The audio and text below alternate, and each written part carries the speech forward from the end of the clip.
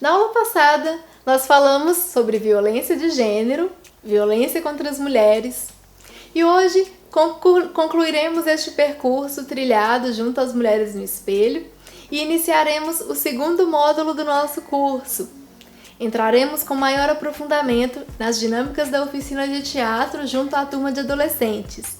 Alguns pontos sobre essa prática já foram citados anteriormente e agora serão abordados com maior detalhe. Falaremos sobre os jogos do TO, sobre o Teatro Fórum e demais atividades e ações criativas desenvolvidas.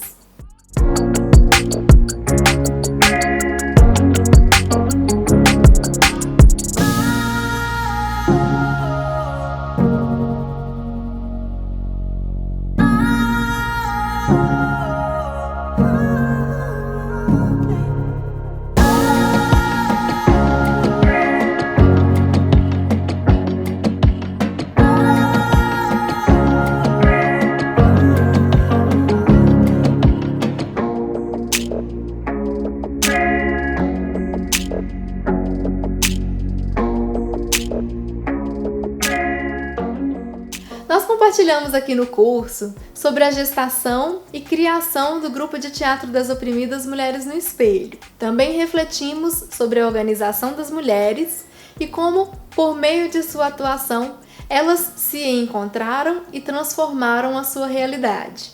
Realizamos, no início de 2017, um workshop de teatro-imagem, uma sessão de teatro fórum e uma ação de teatro legislativo na Câmara Municipal de Vereadores da cidade de Lagoa Santa. Nestas ações, discutimos e nos posicionamos diante de situações de opressão vividas no bairro, mais especificamente no posto de saúde. A partir dessas ações, discutimos os conceitos de levante e montagem, para compreender o que nos moveu e fez com que tomássemos posição, gerando transformações concretas e subjetivas no cotidiano do bairro, através do posicionamento político dos sujeitos envolvidos.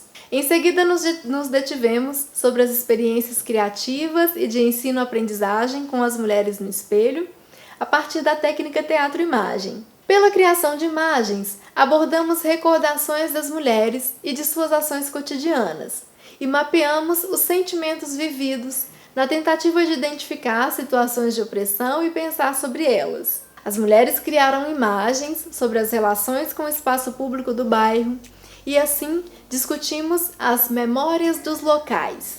Um exercício de escritura e ficcionalização de contranarrativas de visibilidade, autorrepresentação e enfrentamento às situações de opressão, abordamos o conceito de escrevivência, na medida em que construímos narrativas singulares que apontavam para uma coletividade. Seguimos na abordagem das técnicas do teatro-imagem, utilizadas para ouvir as mulheres, conhecer suas histórias, desejos, medos, opressões e lutas. Através destas técnicas, acessamos as relações tecidas por elas com o espaço privado de suas casas, desnaturalizando os papéis sociais ocupados pelos sujeitos e inventando novos modos de relacionarmos, conectando-nos assim ao conceito de memória cultural. Isso além de refletirmos sobre as mídias da memória em diálogo com os canais estéticos sistematizados pelo TO. Nos exercitamos na conexão entre os problemas individuais, singulares, e os problemas coletivos vividos pelo grupo, buscando acessar uma espécie de memória coletiva e social. Por meio das técnicas teatrais experimentadas, percebemos as relações tecidas pelas mulheres com a Casa Senhor Tito e com o próprio grupo de teatro, identificando o que nos constituía como um coletivo. Demos prosseguimento à criação de imagens e narrativas sobre as situações de opressão vividas pelas mulheres, discutindo aspectos da memória e do TO, tendo como mote o encontro com o grupo de teatro Mulheres de Luta da ocupação Carolina Maria de Jesus, em Belo Horizonte. A partir deste encontro, abordamos a questão da moradia e da violência doméstica. A troca com as mulheres da ocupação proporcionou reflexões, redimensionou o nosso papel social frente às questões abordadas, além de trazer novos sentidos e significados que redimensionaram a nossa prática. Refletimos sobre o conceito de hábitos em diálogo com a metodologia e poética do Teó. Foi possível perceber no exercício de leitura das mulheres sobre as imagens elaboradas como estas fizeram uso de seu repertório de vivências e de seus saberes para ler e interpretar as imagens. Buscou-se com essa proposta provocar possíveis deslocamentos do olhar, contribuindo assim para a desnaturalização das situações de opressão, um despertar da criticidade e do papel político-social da mulher nessa teia da violência de gênero. No espaço da Casa Senhor Tito, tendo cuidado bem de nossas raízes, construímos um alicerce de confiança e começamos a esboçar formas de transpor limites que muitas vezes nos calavam. Mesmo depois de finalizar os encontros do grupo, novas histórias seguiram surgindo e nossos processos de enfrentamento às situações de opressão seguiram sendo elaborados. Durante 4 dias de setembro de 2019, estive participando da residência MAPA, que fazia parte do Levante, Festival Internacional de Mulheres em Cena, em Belo Horizonte, Minas Gerais. Este festival compõe a rede The Magdalena Project, uma rede de mulheres no teatro contemporâneo, e a residência conduzida por Verônica Mata colocou-se para mim como uma oportunidade de me colocar em estado de criação, propondo-me a abordar as relações de violência que vivi. Criada a proposta e apresentada como um experimento, surgiram algumas questões. Uma delas é a seguinte: para criar e apresentar a minha cena, eu tive que acessar memórias que me traziam dor e reações corporais que eu não podia controlar. Como atriz, me parecia arriscado perder o controle do meu corpo em cena. Como mulher, eu sentia o processo como extremamente desgastante emocionalmente, porém, eu não podia simplesmente transformar as memórias em casca, em simples forma, porque assim o trabalho seria vazio, não faria sentido. Conversando com a Verônica, ela me disse que deveria buscar mecanismos para acessar essas memórias, para me preservar, mas também lidar com elas. Esse questionamento me fez retornar ao trabalho com as mulheres no espelho, percebendo com outros olhos. E as reações corporais das mulheres? Atuei no sentido de auxiliá-las a lidar com as reações de seus corpos afetados pelas recordações de opressão? Revendo os rastros do processo, eu julgo que sim. Nós logramos coletivamente construir laços de acolhida, de confiança, de afeto. E ainda hoje, quando eu as encontro no bairro Palmital, elas me abraçam e me oferecem seus mais belos sorrisos, compartilham comigo as suas dores e conquistas. Também falo com algumas delas por WhatsApp até hoje.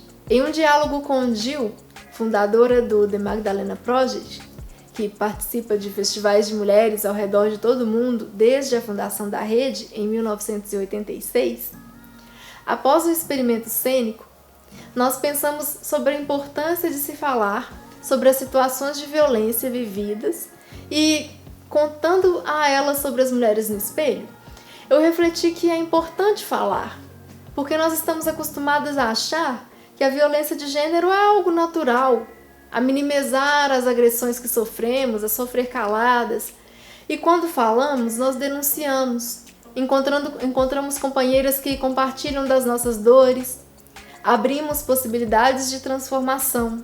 Além do que, quando verbalizamos, elaboramos narrativas, organizamos as nossas memórias, as ficcionalizamos quando as narramos como gostaríamos que nossa história fosse contada.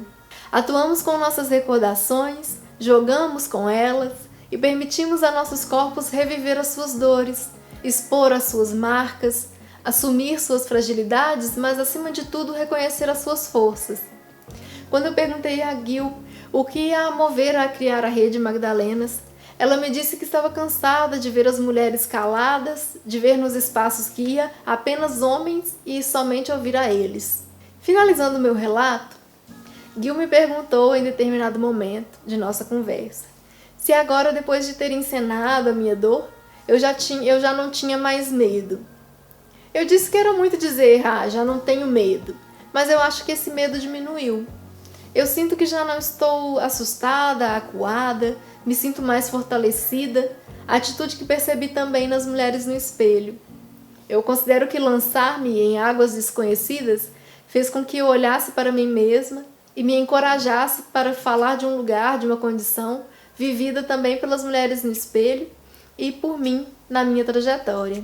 Eu avalio que todo o processo vivido às mulheres no espelho e a pesquisa de mestrado, construída desde então, se apresentaram para mim como um grito, ainda que tardio. E é com a força e o exemplo de outras mulheres que me posicionei, que me curei, que me perdoei e sigo lutando.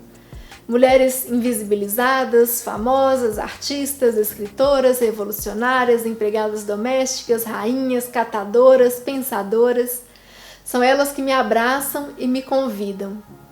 Ô companheira, me ajuda que eu não posso andar só. Eu sozinha ando bem, mas com você ando melhor. Encerramos assim o primeiro módulo do curso, onde abordamos as experiências e práticas com as mulheres no espelho.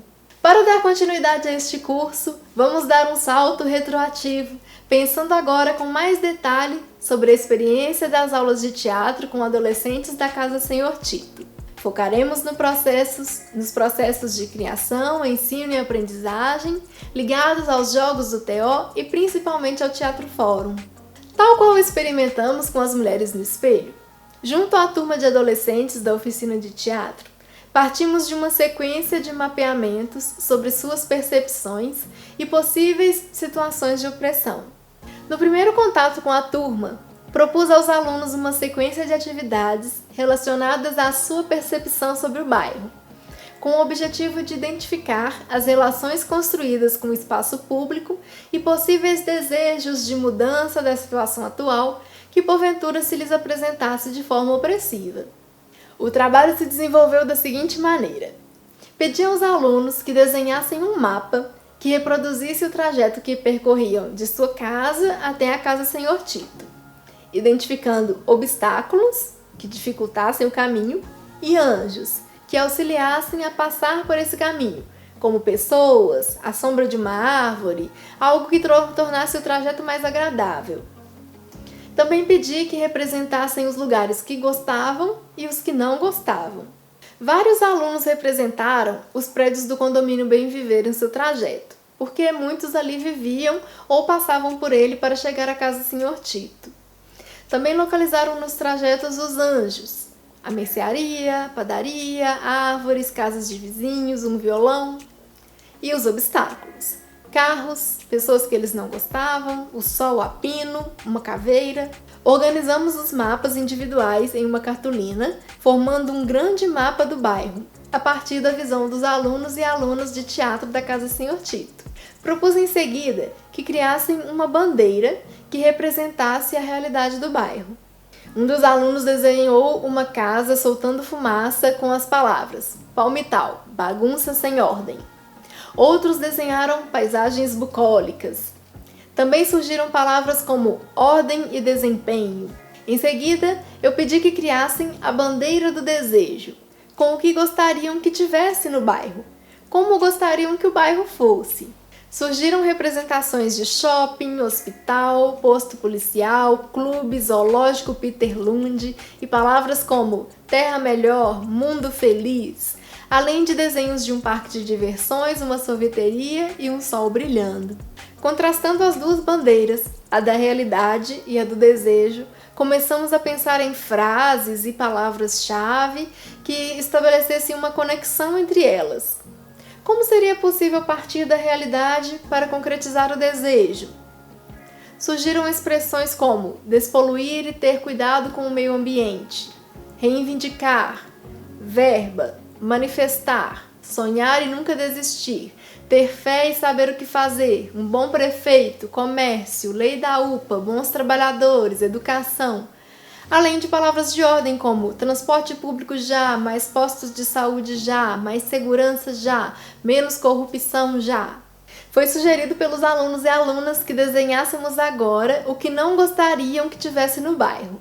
Apareceram desenhos de pessoas brigando, sujas de sangue, açougues cheios de moscas, drogas, a foice da morte, vários prédios rodeados de folhas de maconha com a seguinte frase: não gostaria que tivesse, residencial bem viver, predinhos.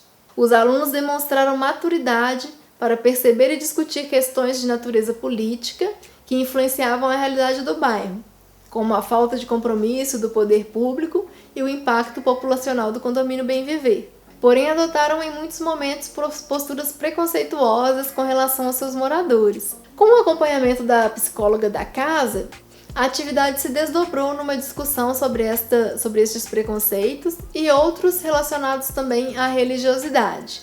Discutimos ainda sobre formas possíveis de empreender mudanças e concretizar desejos com relação à realidade atual do bairro e da postura dos alunos e alunas frente a ela. A partir desta atividade, eu pude perceber a identificação e o carinho dos alunos com a Casa Senhor Tito, a insatisfação com o local onde viviam, também uma rixa entre quem era morador do bairro antes da chegada do condomínio Bem Viver e os seus novos moradores, mas também notei o desejo dos alunos e alunas de que a realidade fosse diferente e a capacidade de vislumbrar um caminho possível entre a realidade, tal qual se apresentava naquele momento, e a que se almejava construir. Foi diante de experiências assim que percebi, nos sujeitos participantes da oficina de teatro, um agrupamento potencial para o trabalho com as técnicas do TO. O contexto de violência e marginalização no qual os alunos e alunas estavam inseridos demandava formação cidadã e política, além de tomada de consciência das estruturas opressivas ali configuradas, discutindo-as e buscando formas de enfrentá-las. O TO pode contribuir para despertar nos sujeitos a percepção crítica dos acontecimentos, mobilizando-os a posicionarem-se como cidadãos, exigindo respeito aos seus direitos e atuando com responsabilidade social. Na próxima aula, daremos sequência a este processo inicial com os adolescentes, apresentando as ações realizadas, tendo como foco partir das percepções individuais para coletividades.